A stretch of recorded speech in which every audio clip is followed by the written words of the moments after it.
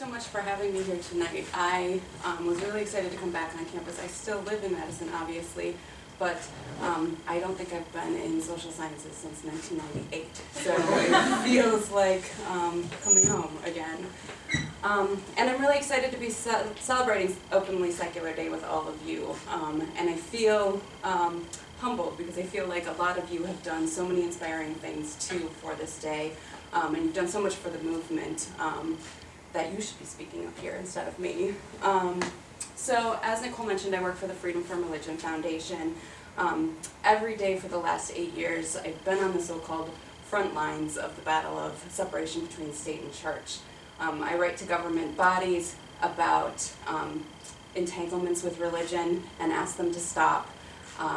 We initiate lawsuits over First Amendment violations, that sort of thing.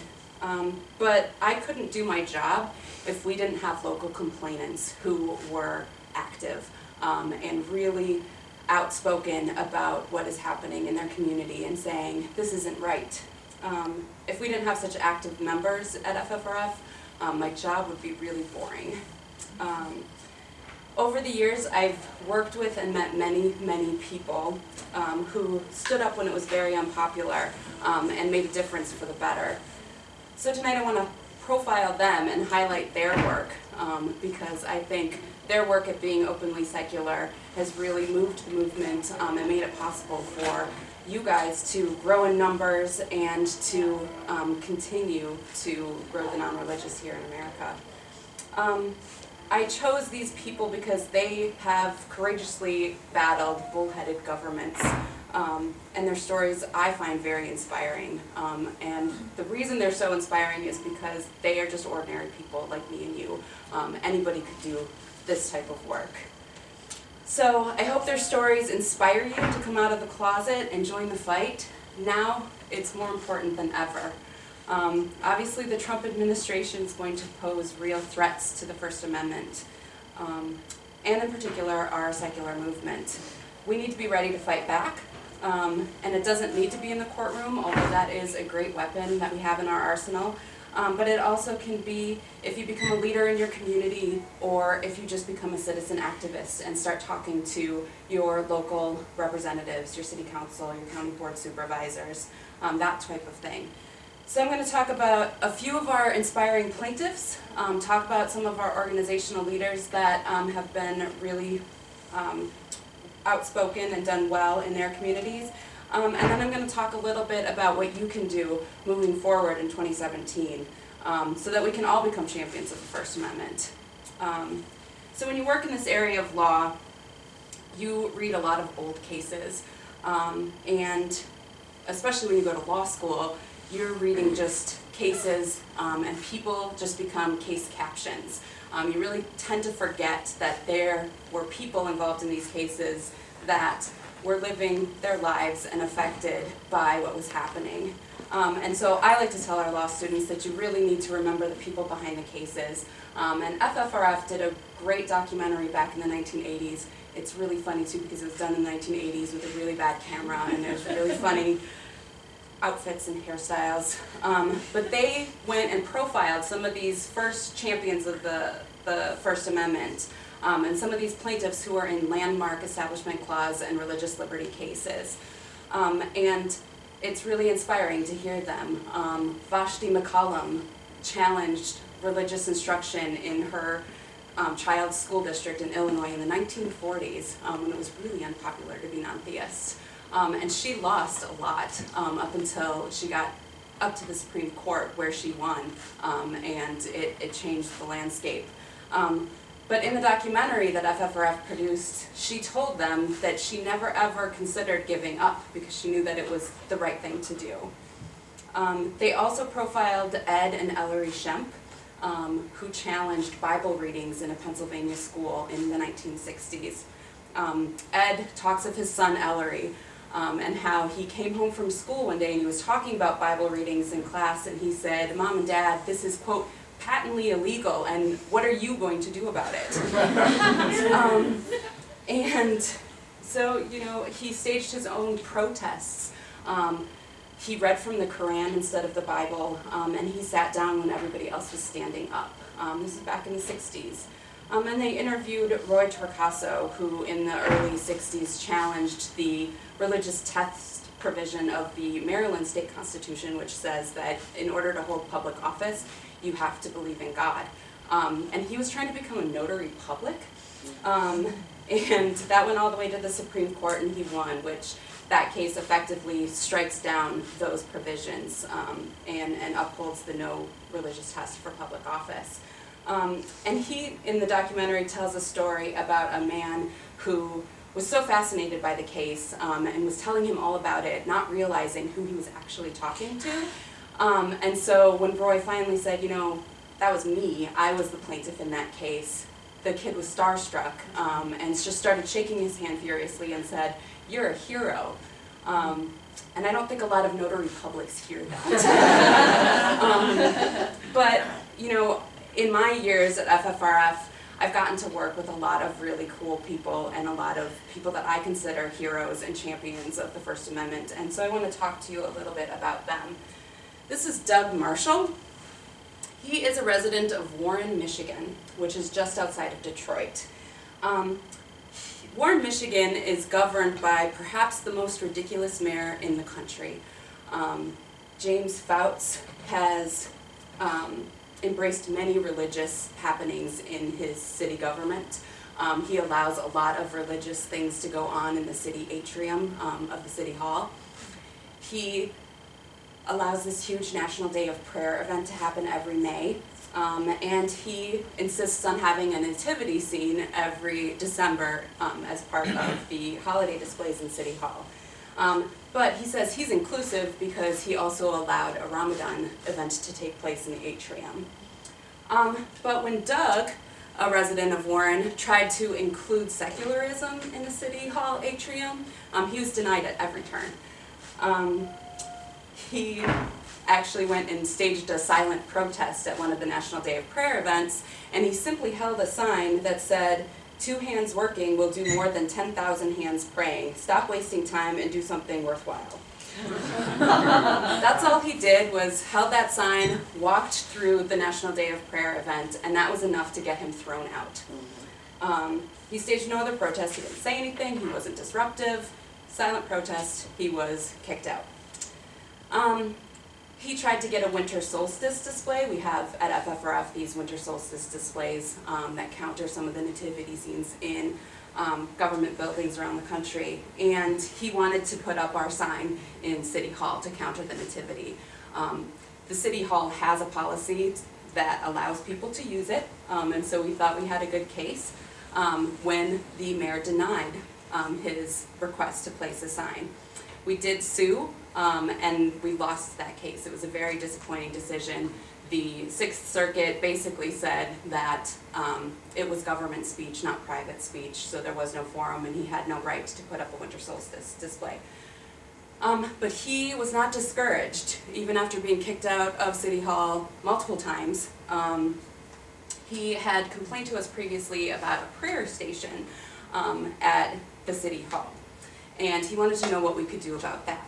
Well, if you don't know what a prayer station is, that's what it is. It's just a table in the middle of City Hall where you can go and pray with these church members. So if you're going to pay your water bill and you're worried you don't have enough money, you can stop by and have them pray for you. Or if you're going to claim unemployment, they can probably help you get a job. But this station's set up every week for a couple of days a week, 4 years. And so Doug decided he wanted to do something about this to get this table out. We knew we couldn't just write to the mayor and tell him you should remove this because he's not going to. So we decided to request space because ironically the prayer station was there pursuant to a permit, and we would have to go through that policy as well, even though we didn't have to go through that policy for the winter solstice sign. So we decided to submit a request for a reason station, and we took the application and we copied the exact same application wording that they used, except for where they prayer, we just wrote reason. But it was rejected, unsurprisingly, and we decided to sue. We sued this time with the ACLU National Office, the ACLU of Michigan, and Americans United. It was one of the first cases that FFRF did with this huge coalition. And we were successful. I think the mayor saw the writing on the wall, and they eventually settled, and Doug got to put up his Reason Station. It still operates today, a couple days a week, and he has other people who staff it.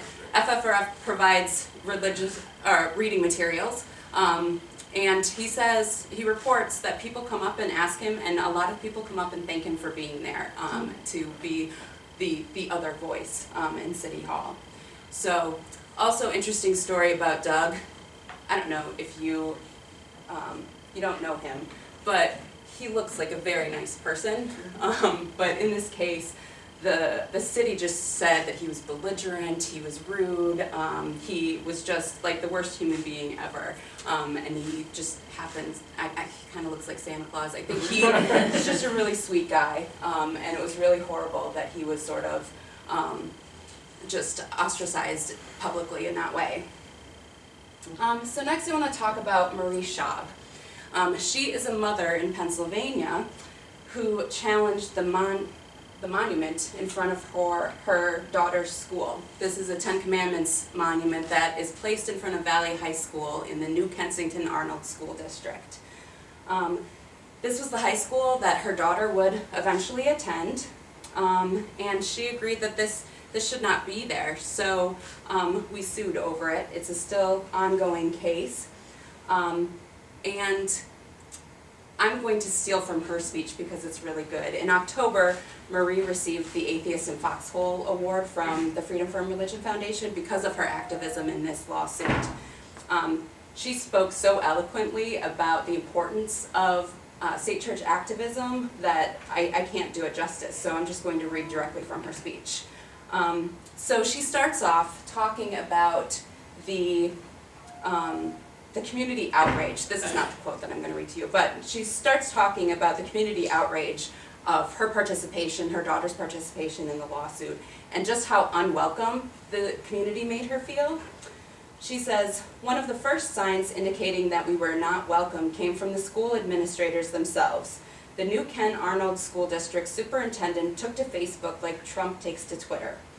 John Colon posted big, long status about the monument saying how the district would pay to defend the religious rock against the evil out-of-state atheists, completely ignoring the fact that at least 4 members of my family who live in the district were also included in the complaint." FFRF is also a plaintiff in the lawsuit.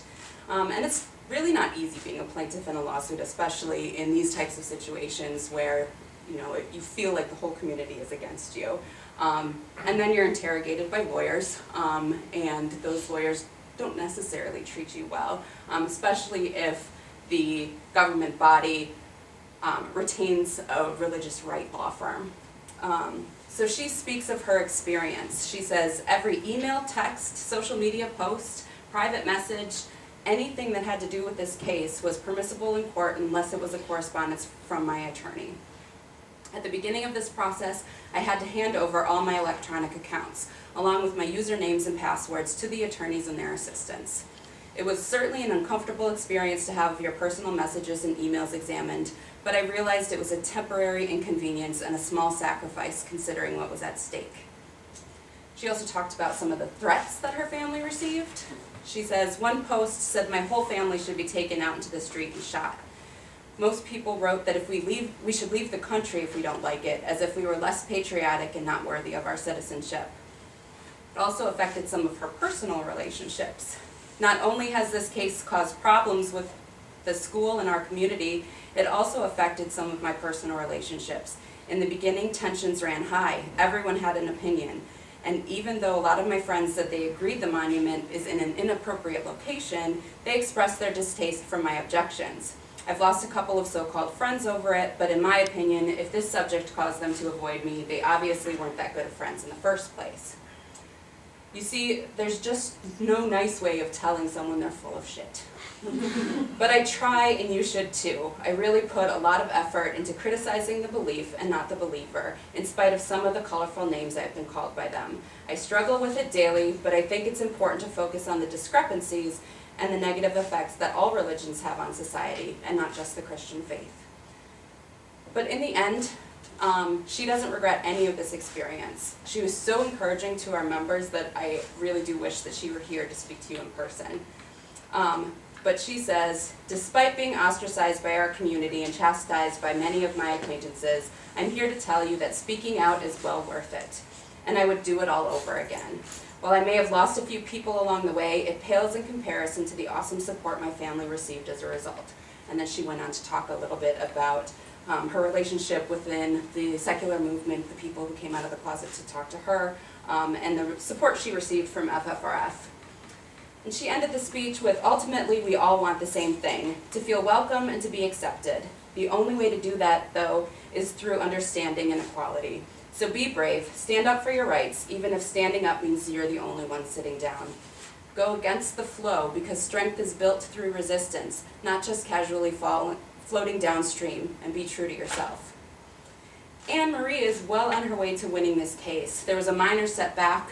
She pulled her child out of school and sent her to a different school, and the judge said, well, now you don't have standing to challenge this monument. It did not follow any actual case law. We appealed it to the Third Circuit. We won at the Third Circuit, and now we're back in district court to decide the merits of the case, but the school district is talking about voluntarily removing the monument right now. And I just want to talk a little bit about our own Nicole Niebler. College students can also be plaintiffs in lawsuits. Nicole is challenging a discriminatory discount at the Lumen House here in Madison.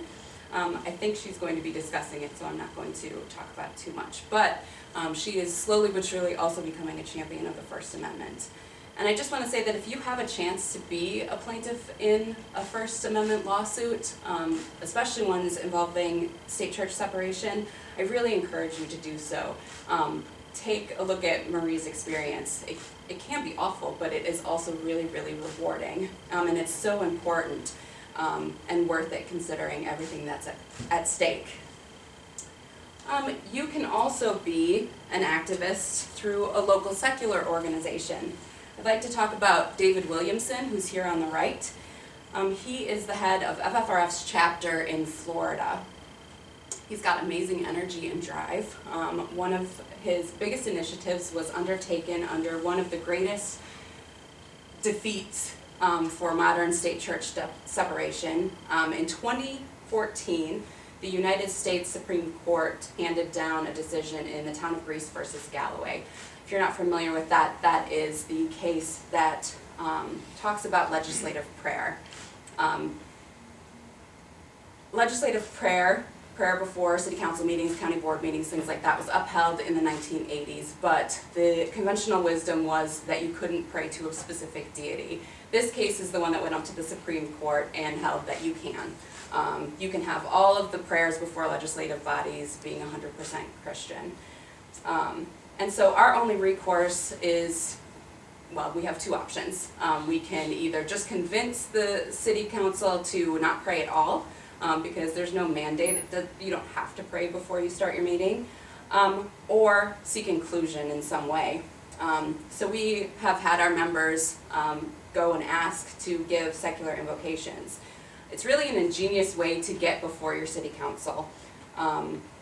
You are there outright declaring your secularism, and they can't deny you when you're standing in there right in front of them. David Williamson and his group, the Central Florida Free Thought Community, took this idea and ran with it. They've done over 30 secular invocations before councils down in Central Florida. And this October, David received FFRF's Nothing Fails Like Prayer Award, which recognizes those who give the best invocations at city council meetings. And there he is with Andrew Seidel, another attorney at FFRF, receiving the Nothing Fails Like Prayer Award. And the students here are parts of organizations now, and so I want to say it's really easy to be part of an organization like this in college. So when you graduate, you should also seek out those organizations and be active. It's going to be really important. But I don't want to leave you with the impression that you need to be a plaintiff in a major lawsuit to make a difference, or take on a major leadership role in an organization. You can make a difference simply by engaging locally. Sometimes a call to the government office and talking to the person in charge is all that it takes to stop a violation. This is definitely true. I've called many superintendents and said, hey, the kindergarten teacher is praying with her students, you need to make it stop, and it happens. And simply by a call, and anybody can do that, a parent can do that. You can speak up at your city council meeting, contact your local representatives about any issues of concern. So, I'm going to talk a little bit about the election. We're about to be swamped with new and vicious assaults against the First Amendment, especially the Establishment Clause. Vice President-elect Mike Pence has boasted that he is a Christian, a conservative, and a Republican in that order. As Indiana's governor, he attacked women's rights and even signed a bill into law last year to permit business owners to discriminate if based on their religious beliefs against the LGBT community. We're bracing for these legislative fights to overturn a lot of these secular policies that we thought were secure. To be honest, the night of the election, when the results were coming in, I thought, well, at least I have job security. But we know that there are a few issues already around the bend that is going to come about with this new administration. The Johnson Amendment. Trump vowed to repeal this provision of the tax code that prohibits tax-exempt organizations like FFRF and churches from electioneering. We receive countless complaints from people who say, the pastor told us how to vote. And ironically, a lot of these complaints come from religious people because they're at church and they hear their pastor saying, vote for Hillary Clinton or vote for Donald Trump. And it happens in both churches. Both candidates are getting endorsed. And they think that it's inappropriate, and they do think that it is a violation of state-church separation. But Trump wants to repeal that provision and allow this to just increase exponentially.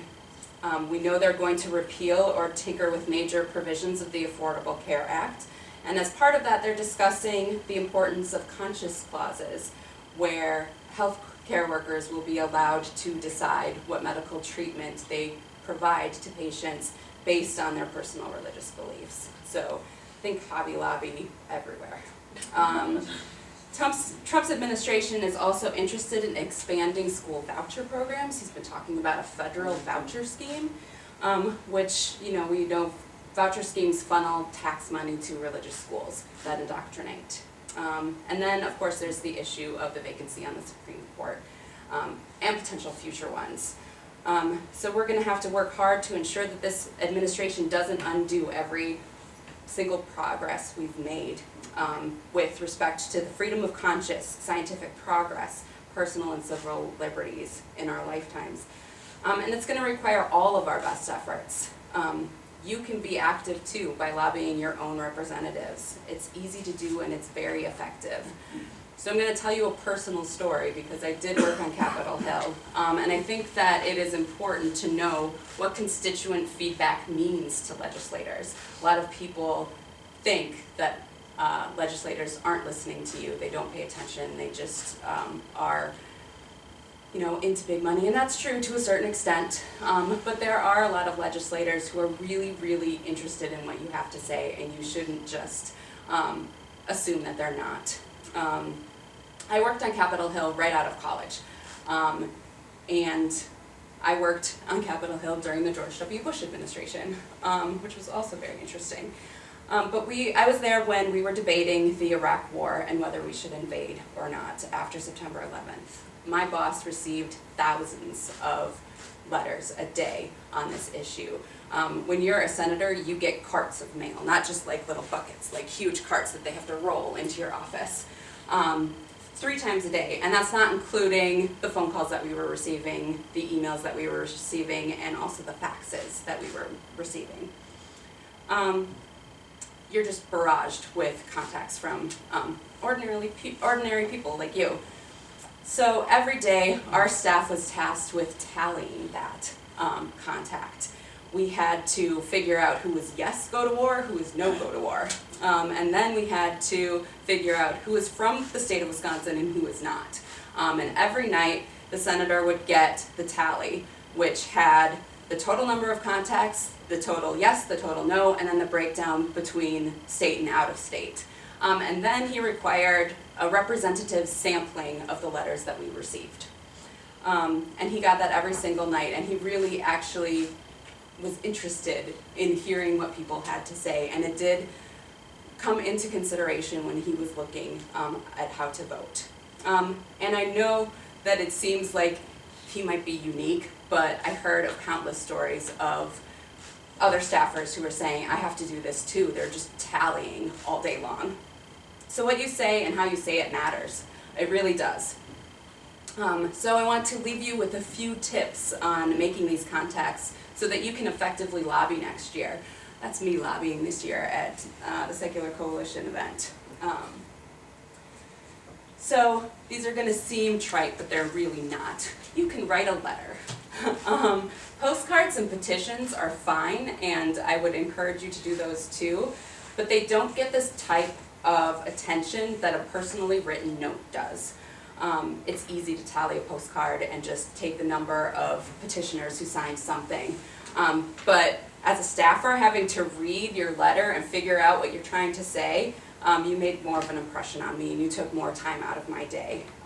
If I had to read it to figure out what you were doing, it was going to stick with me, and it was more likely to be in the representative sampling that I was going to give my boss at the end of the day.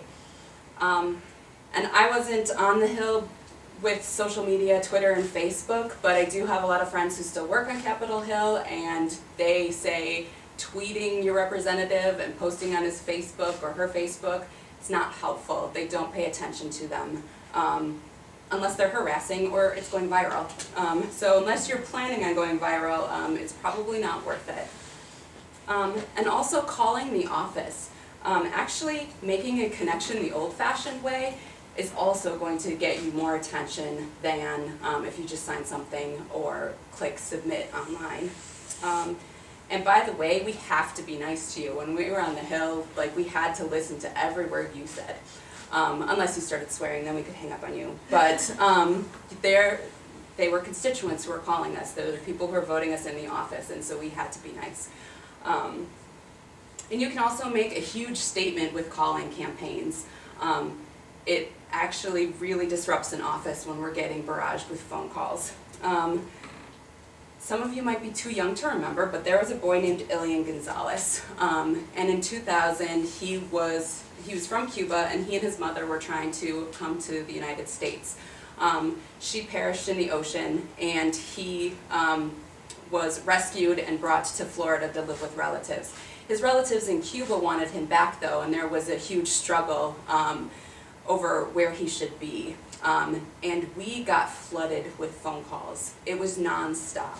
It got to the point that our front office staff was so upset and distressed by having to take all of these phone calls that our boss said, okay, everybody's got to take a phone call. So everybody had to sign up for shifts and answer the phone, at least for 1 hour a day for weeks until it stopped. So our senior policy advisors were answering the phones, and our junior staffers were answering the phones. And let me tell you, our boss heard about it for weeks on end because we were like, this sucks. But it was really effective, and it really made him look into the issue and take a stance on it. And if you can, make a connection with the staff members of your local representative's office. That's also really helpful. If they know that you're an expert in a particular situation, they're more apt to talk to you if something comes up. Or if you're constantly showing up and calling their office, you're going to be the topic of staff meetings. And also, not in a bad way, don't worry. And then showing up at a town hall or city council or county board meeting. Again, this can't be stated enough. They can't ignore you or your questions if you're standing right in front of them. So go to the town hall, ask them questions, let them know that you exist and that you're secular and that you're one of their constituents. They have to be accountable to you. Recently, FFRF was able to do this with the City of Madison. The City of Madison passed an ordinance that extended protections to atheists under the discrimination codes. And this was done in large part to our staff attorneys, Patrick Elliott and Andrew Seidel, who were showing up at committee meetings and talking to their alders and going to city council meetings. And it really did sway how the Common Council voted, because some of the people weren't really that interested in it, thought that it wasn't necessary, but after Andrew and Patrick were there just talking, not as lawyers, just as people, they were able to respond and talk about real life consequences of being an atheist in the community. So that passed. And I admit that with this new administration, it's not going to be easy. I don't think that's really anything new, though. Nothing that's happening next year is something really that our movement hasn't seen before. Vashti McCullum, Ed and Ellery Shemp, and Roy Torcaso were standing up when state-church separation and the idea of non-theism was extremely unpopular. FFRF's weathered many ups and downs in the last 40 years. Doug Marshall, Marie Schaub, and David Williamson fought these battles amidst the same types of challenges that we're going to face next year. Doug challenged a relentless politician who was using religion as a sword and a means to create divisiveness in his community. He was thrown out of a public event because of his protest. These all sound very familiar to things we've already experienced with this administration. Marie Schaub faced public criticism and ostracism for her views, and she was chastised by public officials for her stance, and she was told to leave town. Again, very reminiscent of things that we've already been hearing.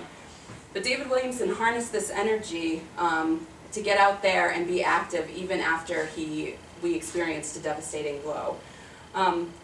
These people have all been turning negatives into positives, and that's where we need to be right now. We've seen a lot of positive changes, ones that seem even inconceivable about a decade ago. When I started at FFRF, we had 12,000 members. Now we're almost at 24,000 members. It's nearly doubled in just 8 years.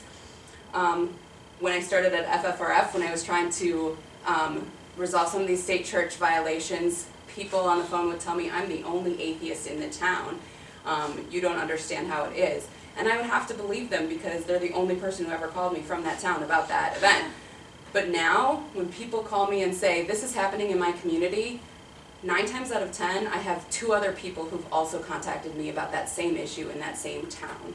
The demographics are changing, and we're witnessing this phenomenal growth in the United States of the non-religious. 1/4 of adults and 1/3 of millennials identify as having no religion. Our movement cannot be denied. There were many openly atheist and agnostic candidates who won election, re-election this fall in 2016, and here are a few of them that I stole from Hemin's blog. This is Beth Doglio from the Washington State House, Chris Kennedy, Colorado State House, Julie Fahey in Oregon State House, Strom Peterson in the Washington State House, Diego Hernandez in Oregon, Tim Smith in New Hampshire, and Sam Young in Vermont. This is just a small sampling, there are more out there. There are also legislators who are just friendly to the movement. While they may not identify themselves as atheists or agnostic, they do find common ground with us in the interest of pursuing and maintaining some of our secular policies. We have very friendly relationships with Representative Mark Pocan here in Madison and Senator Tammy Baldwin. Those are the people that you should be getting in contact with and developing relationships with their staffers. There are many more. The Secular Coalition can get you in touch with these friendly people so that you can get in contact. So I would encourage you to visit their website as well. And there are some who may not quite be out of the closet yet, but we know are probably on our side. And they're going to help us out. So FFRF is going to be fighting like hell in the next year to make sure that the Christian right doesn't trump reason and our First Amendment. We'll be working overtime to safeguard our constitutional right to be free from religion and religious imposition from our government. But we cannot do it alone. We need your help. So we're fired up and getting ready to take this on, and I think you should be too. So that's it. Thank you.